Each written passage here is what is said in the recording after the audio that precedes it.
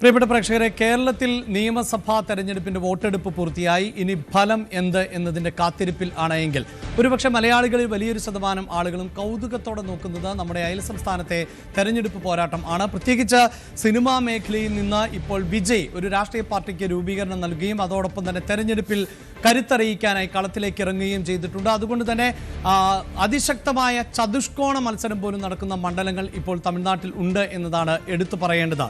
ഇപ്പോൾ ഈ തമിഴ്നാടിൻ്റെ ഒരു മത്സര ചിത്രം എന്ത്? പ്രത്യേകിച്ച് തമിഴ്നാട്ടിൽ ഇന്ന് കൊട്ടിക്കലാശത്തിൻ്റെ ദിനം കൂടിയാണ്. പരസ്യപ്രചാരണം അവസാനിക്കുകയാണ്. ഇനി ഒരു ദിവസം മാത്രമാണ് പോളിംഗ് ബൂത്തിലേക്ക് എത്താനുള്ളത്. നാഷണൽ ഡെസ്കിൽ നിന്ന് കാർത്തിക് ആണ് എന്നോടൊപ്പം ചേരുന്നത്.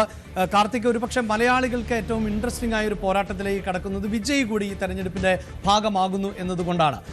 തമിഴ്നാട്ടിൽ സിനിമയും രാഷ്ട്രീയവും രണ്ടായിരുന്നില്ല ഒരു കാലഘട്ടം വരെ എന്ന് പറയുമ്പോൾ പോലും സിനിമയിലുള്ളവർക്ക് എത്രത്തോളം ശോഭിക്കാൻ കഴിഞ്ഞിട്ടുണ്ട് എന്ന സംശയമുണ്ട്.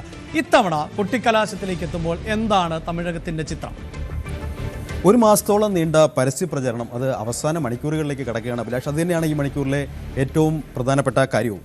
ഈ അവസാന മണിക്കൂറുകളിലേക്ക് കടക്കുമ്പോഴും റോഡ് ഷോയും റാലികളും ഒക്കെയായി അവസാന മണിക്കൂറിലും പരമാവധി ഹൈ വോൾട്ടേജിൽ ഈ പ്രചരണത്തിൻ്റെ ഉച്ചസ്ഥായിയിൽ ആ പ്രചരണത്തിൻ്റെ ഒരു തീവ്രത അതുപോലെ നിലനിർത്താനുള്ള ശ്രമങ്ങളാണ് AIADMKയും DMKയും ഒപ്പം TVKയും ഇത്തവണ NTK കൂടെ ഉണ്ട് അവരും നടത്തുന്നത് എന്നതാണ് ഏറ്റവും ശ്രദ്ധേയം. മറ്റൊന്ന് 234 മണ്ഡലങ്ങൾ, 4023 സ്ഥാനാർത്ഥികൾ. ഇത്തവണ നമുക്കറിയാം പ്രത്യേക തീവ്ര പരിഷ്കരണത്തിന് ശേഷം നടക്കുന്ന തെരഞ്ഞെടുപ്പാണ്. SIR ശേഷം നടക്കുന്ന തെരഞ്ഞെടുപ്പാണ്. 5.57 കോടി വോട്ടർമാർ, 4023 സ്ഥാനാർത്ഥികൾ, 234 മണ്ഡലങ്ങൾ. കഴിഞ്ഞ ദശാബ്ദങ്ങളിലൊക്കെ നമ്മൾ തമിഴ്നാട്ടിലെ തെരഞ്ഞെടുപ്പ് രാഷ്ട്രീയം പരിശോധിച്ചാൽ അത് AIADMKയും DMKയും തമ്മിലുള്ളൊരു നേർക്കുനേർ പോരായിരുന്നു. എന്നാൽ ഇക്കുറി ഈ 2006 നിയമസഭാ തെരഞ്ഞെടുപ്പ് ഒരു മാറ്റം സൃഷ്ടിക്കുകയാണ് ഈ ചരിത്രത്തിൽ. അതായത് ഇക്കുറി ഒരു ത്രികോണ പോരാട്ടത്തിലേക്ക് കാര്യങ്ങൾ എത്തുന്നു.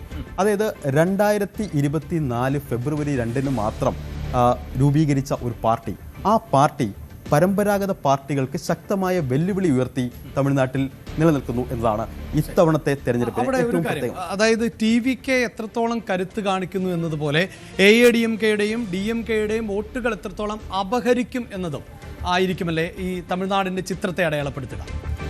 സ്വാഭാവികമായും അങ്ങനെ തന്നെയായിരിക്കും കാര്യങ്ങൾ. നമ്മളിപ്പോൾ നോക്കുകയാണെങ്കിൽ തുടർഭരണം ആണ് DMK ലക്ഷ്യമിടുന്നത്. ഈ DMK ലക്ഷ്യമിടുന്ന തുടർഭരണം ചരിത്രത്തിൽ ഇതിനു മുമ്പ് ഒരിക്കൽ മാത്രമാണ് ഉണ്ടായിട്ടുള്ളത്. അത് 1971 അതായത് മുത്തുവേൽ കരുണാനിധിക്ക് സാധിക്കാത്തത് 2026 തെരഞ്ഞെടുപ്പിൽ MK സ്റ്റാലിന് സാധിക്കുമോ എന്നതാണ് ഈ തെരഞ്ഞെടുപ്പ് രാഷ്ട്രീയത്തിൽ ഏറ്റവും രാഷ്ട്രീയ ആകാംക്ഷ ഉണർത്തുന്ന ഒരു കാര്യം. മറ്റൊന്ന്, ഒരു പ്രതാപകാലം ഉണ്ടായിരുന്നു AIADMKയ്ക്ക്. അവർ ഒരു തവണ തുടർഭരണം നേടിയ പാർട്ടിയാണ്. അന്ന് ഐക്കൺ ഉണ്ടായിരുന്നു, ജയലളിത എന്ന ഐക്കൺ ഉണ്ടായിരുന്നു. ആ ജയലളിത എന്ന ഐക്കണിന് ശേഷം ആ പ്രതാപകാലത്തിലേക്ക് അവർക്ക് തിരിച്ചു പോകാൻ കഴിയുമോ, അതിന് ജയമൊരുക്കാൻ എടപ്പാടി പളനിസ്വാമിക്ക് ആ നേതൃത്വം വഹിക്കാൻ കഴിയുമോ, അതുകൂടി നിർണ്ണയിക്കുന്ന ഒരു തെരഞ്ഞെടുപ്പാണ്. മറ്റൊന്ന്, നമ്മൾ നേരത്തെ പറഞ്ഞതുപോലെ വളരെ ചെറുപ്പമായ ഒരു പാർട്ടി, 2 വയസ്സ് മാത്രമുള്ള ഒരു പാർട്ടി. ആ പാർട്ടി ഈ പരമ്പരാഗത പാർട്ടികൾക്ക് വെല്ലുവിളി ഉയർത്തി തമിഴ്നാട്ടിൽ നിലനിൽക്കുന്നു എന്നതാണ് ഏറ്റവും ശ്രദ്ധ. അത് തന്നെയാണ് ഈ തെരഞ്ഞെടുപ്പിനെ നിർണായകമാക്കുന്നതും. ഇത് കഴിഞ്ഞ തെരഞ്ഞെടുപ്പിലെ സാഹചര്യങ്ങളാണ്. 2021 133 സീറ്റ് നേടിയാണ് DMK അധികാരത്തിൽ വരുന്നത്.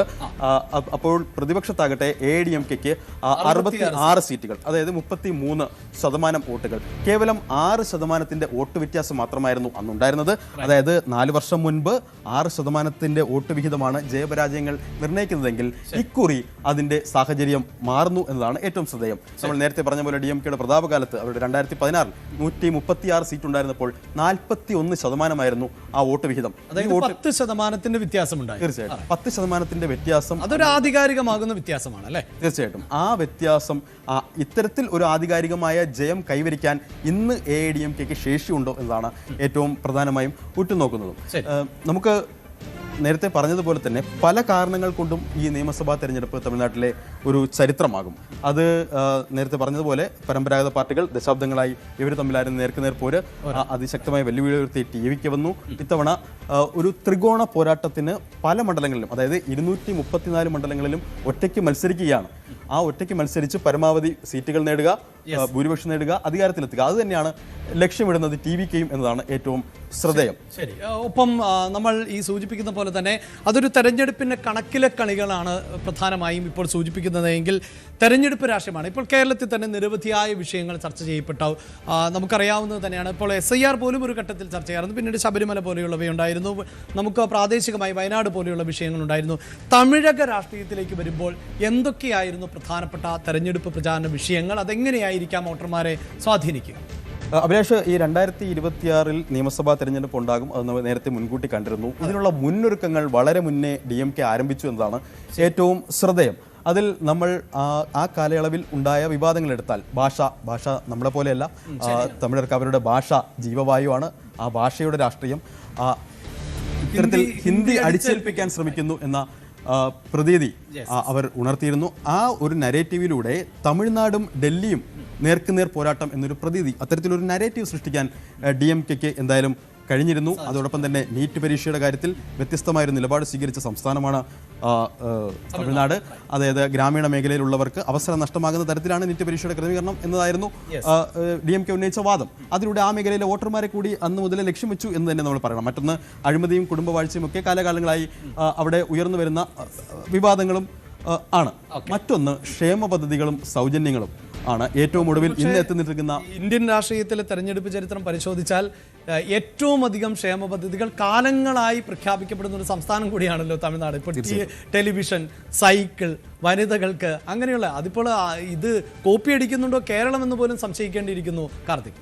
അതായത് സൗജന്യങ്ങൾ എത്രമാത്രം പ്രഖ്യാപിക്കുന്നു അത്രമാത്രം വോട്ടർമാരെ ആകർഷിക്കാൻ കഴിയുന്ന തരത്തിൽ ഒരു രാഷ്ട്രീയ സംവിധാനം എന്ന നിലയിലാണ് കാലകാലങ്ങളായി വന്നിട്ടുള്ളത്. ഇത്തവണയും നമുക്കറിയാം സൗജന്യമായി ഫ്രിഡ്ജ്, അതോടൊപ്പം തന്നെ 8000 രൂപയുടെ കൂപ്പണുകൾ, വീട്ടമ്മമാർക്ക് പ്രത്യേക ആനുകൂല്യം, 5 ലക്ഷം വരെ പലിശരഹിത വായ്പ. ഇത്തരത്തിൽ വാഗ്ദാനങ്ങൾ DMKയുടെ ആയാലും AIADMKയുടെ ആയാലും അതോടൊപ്പം തന്നെ TVKയുടെ ആയാലും അവരുടെ മാനിഫെസ്റ്റോകളിൽ ഏറ്റവും പ്രധാനം ആകർഷകമായ സൗജന്യങ്ങൾ തന്നെയാണ്. അതൊരു പതിവ് രീതിയാണ്. അത് തമിഴ്നാട്ടിലെ രാഷ്ട്രീയത്തിലൊരു കീഴ്വഴക്കമാണ്. ആ കീഴ്വഴക്കം ഇത്തവണയും ഉണ്ട് എന്നതാണ് ഏറ്റവും ശ്രദ്ധേയം. ഏറ്റവും ഒടുവിൽ വനിതാ സംവരണം വരെയുള്ള വിഷയങ്ങളാണ് അവസാന ഘട്ടത്തിൽ ചർച്ചയ്ക്ക് നിൽക്കുന്നത്. നമ്മളിപ്പോൾ വോട്ടിന് പണം നൽകിയതുമായി ബന്ധപ്പെട്ട് 2 പാർട്ടികളിൽ നിന്നും അറസ്റ്റ് പല ജില്ലകളിൽ നിന്നും ഉണ്ടാകുന്നു. അത്തരത്തിലാണ് അവിടുത്തെ സൗജന്യങ്ങളുടെ സ്വാധീനം. അതോടൊപ്പം തന്നെ തീർച്ചയായും നമ്മൾ 3 രീതിയിൽ ഇതിനെ അനലൈസ് ചെയ്തു കഴിഞ്ഞു. ഒന്ന് DMK തുടർഭരണം, AIADMK തിരിച്ചുവരവിനെ, TVK കരുത്ത് കാണിക്കുന്നതിന്. അവിടെ സ്വാഭാവികമായും ഈ 3 രാഷ്ട്രീയ പാർട്ടികൾക്കും അവരുടെ പ്രതീക്ഷ നൽകുന്ന ഘടകങ്ങളുണ്ടാകും. അതോടൊപ്പം തന്നെ അവർക്ക് വെല്ലുവിളിയാകുന്ന ഘടകങ്ങളുണ്ടാകും. അവിടെ കൂടുതൽ വാർത്തകൾക്ക് News 18 Keralam YouTube channel subscribe ചെയ്യുക.